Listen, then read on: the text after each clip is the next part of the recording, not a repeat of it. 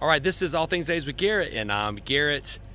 I'm in location here in Vaughan, Ontario. I'm which is outside of Toronto, and I'm at the grave of Corey Haim. And I will show you exactly the entrance and at the cemetery here that I am. It's a Jewish cemetery here in Vaughan, and I haven't even walked to the grave yet. And I want to, this is my first grave cemetery visit doing a video on it. So this is be a little different, and I apologize if this is not the most smoothest video of all, but this is good because it could be it's a little bit emotional for sure. And we'll just walk over there. I'll show you what I'm seeing, and then we'll talk a little bit about it. So right down here, so I happen to be in Toronto, and I just got finished leaving Canada Wonderland, which is a theme park. It's about 15 minutes away from here. And I knew I was coming up here, but I didn't think about the fact that this is where Corey Haim was buried, that this is where he was laid to rest, right here. So I wasn't prepared. I wasn't prepared for this. I didn't even do any. I would have brought my Silver Bullet t-shirt, one of my Silver Bullet t-shirts. I would have done something like that. Instead, I'm gonna sit here on this bench, and I'll talk about the bench here in a minute. I just wanna kind of get this for a moment. So I've done so many like Silver Bullet videos, which is one of his first films that he ever did. And it's definitely like a co-lead. Probably his first co-lead or first main feature like that.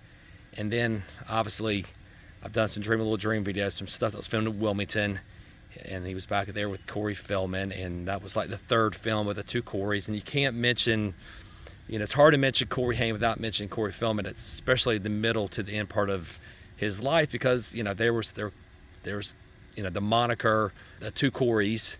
But this is about Corey Haim, and I've always love Corey Haim as an actor. I think he's just kind of a guy that you just kind of like wish you were friends with. You know what I'm saying? That kind of deal. And like I said, I'm wearing the Midnight Movie Snap podcast, which Chris and I are we're big Corey fans.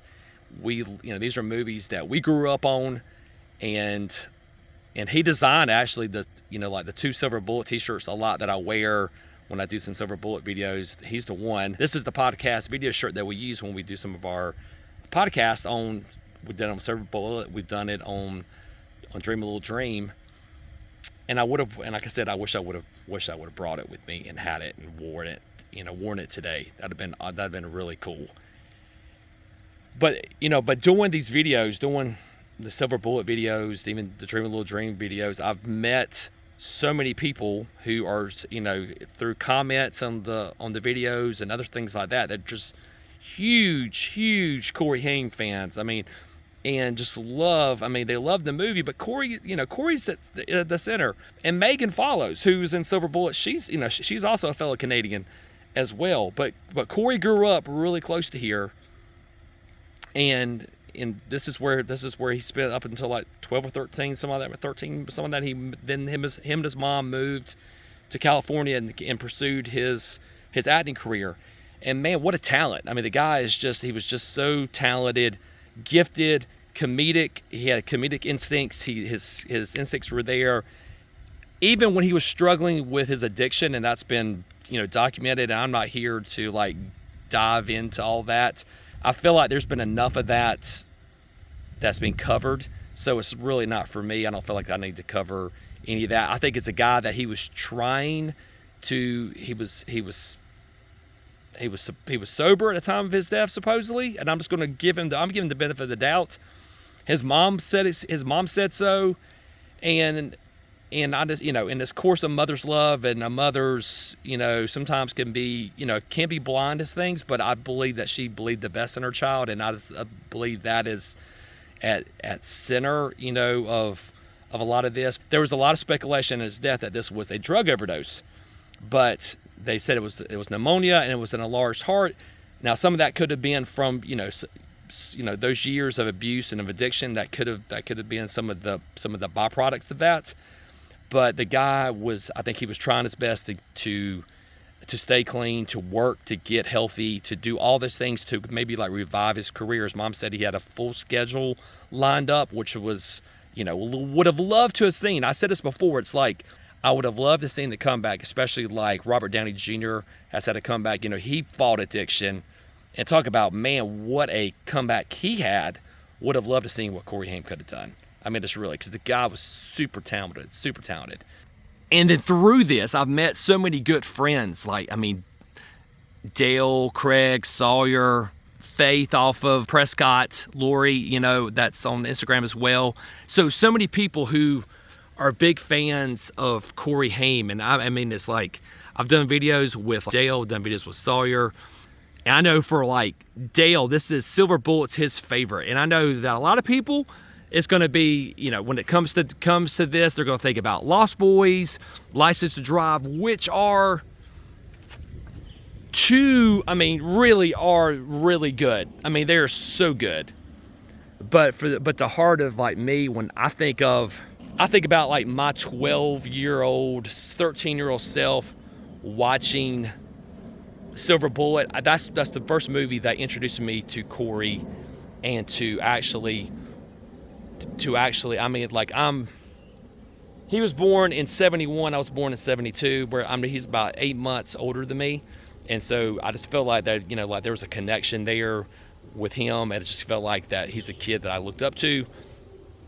And I kind of wanted to be like him. I mean, not obviously in Silver Bullet, he's in a wheelchair, don't want to be in a wheelchair, but at the same time, you know what I'm saying? It's like he just had that kind of popularity, that kind of, confidence. And I just think that was it's just something about that movie that for me, and that, of course, he's lovable as Dinger and Dream a Little Dream, and but Sam, the character of Sam in Lost Boys is iconic. So as License to Drive, that's another iconic movie. These are just, he was in some really good films, and I just want to, it's just, man, I'm looking at this. Let's just read this. I just should have read this already, but Haimster, which is his nickname, in loving memory of Corey Ian Haim, born December 23rd, 1971, died on March 10th, 2010, and we just hit the 15-year anniversary this year, which is wild that we're coming up on the 40th anniversary of Silver Bullet, which is, again, just one of my favorites. Our beloved son, grandson, brother, cousin, uncle, and friend, you are a bright, shining star that will live on for eternity. You will always be loved and forever be in our hearts. And people have left stuff here. And like I said, I wish I would have brought something from Greenfield Park. If I knew I was going to be coming here exactly doing this, I would have brought a rock or something from that. Somebody's left some boxing gloves.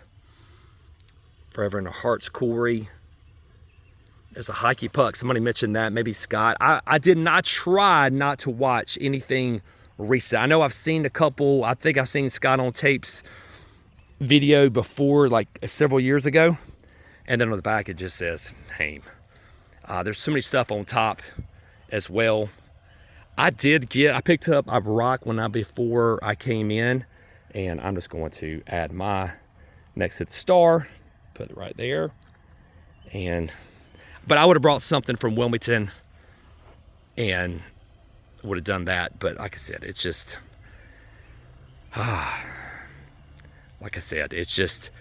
and another thing that was going on, Corey was, and we'll go back to the bench here. Let me do this. They have a memorial bench. Really neat. And in loving memory of Corey Ian Haim, one of the most loving, giving, and talented people that will ever walk this earth, you will be missed.